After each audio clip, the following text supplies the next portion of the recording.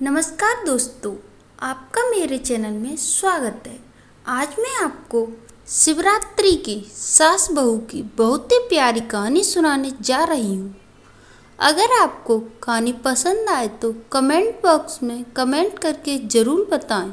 साथ ही आप मेरे चैनल पर नए हैं तो सब्सक्राइब कीजिए और बेल आइकन पर क्लिक ज़रूर कीजिए, जिससे मेरी वीडियो के नोटिफिकेशन आपको मिलती रहें। अब सुनिए ये कहानी।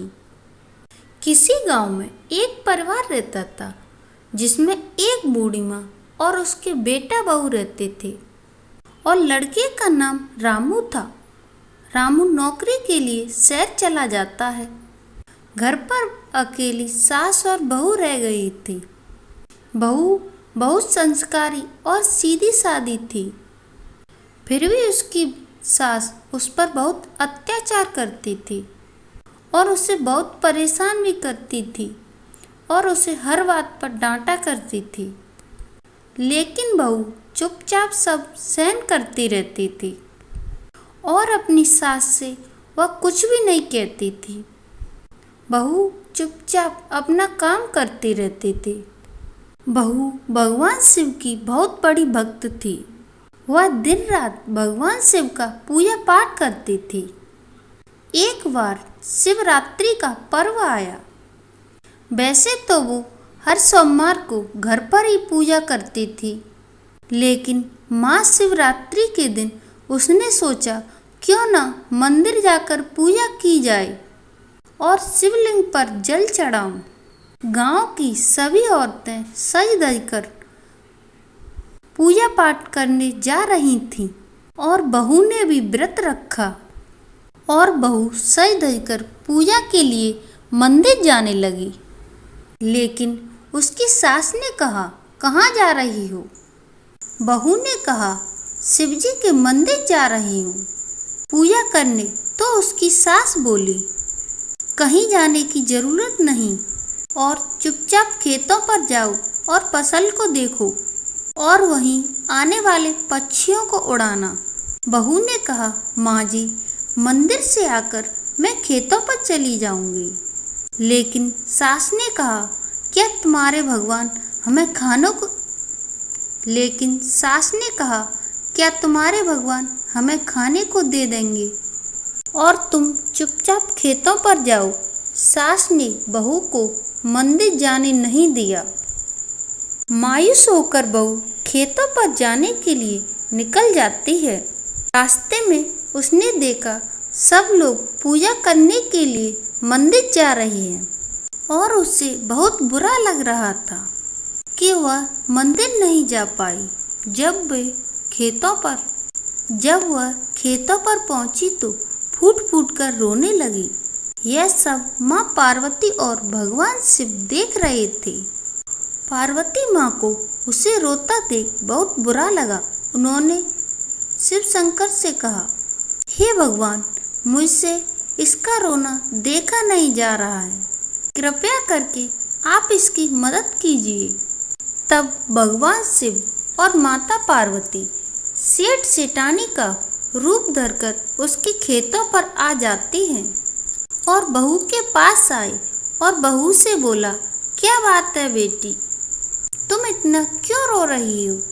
तब बहू ने कहा, मैं अपनी किस्मत पर रो रही हूँ। आज भगवान शिव का दिन है। आज शिवरात्रि का पावन दिन है। सब लोग पूजा करने शिव मंदिर जा रहे हैं और मेरी सास ने मुझे मंदिर नहीं जाने दिया और मैं व्रत के दिन भी खेतों पर पक्षी उड़ा रही हूँ। तब भगवान शिव ने बहुत सारा धन दिया और कहा, जाओ बेटी, तुम मंदिर जाकर भगवान शिव का पूजा पाठ करना और हम तुम्हारे खेतों की रखवाली करेंगे। बहू उनका धन्यवाद कर खुश होकर मंदिर गई और बहू ने पूजा पाठ किया, फिर घर आ गई। जब सास ने बहू के हाथ में धन देखा तो बहू से पूछा, तुम यहाँ कैसे? मैंने तो तुम्हें खेतों की रखवाली करने के लिए भेजा था और इतना सारा धन तुम्हारे पास कहाँ से आया?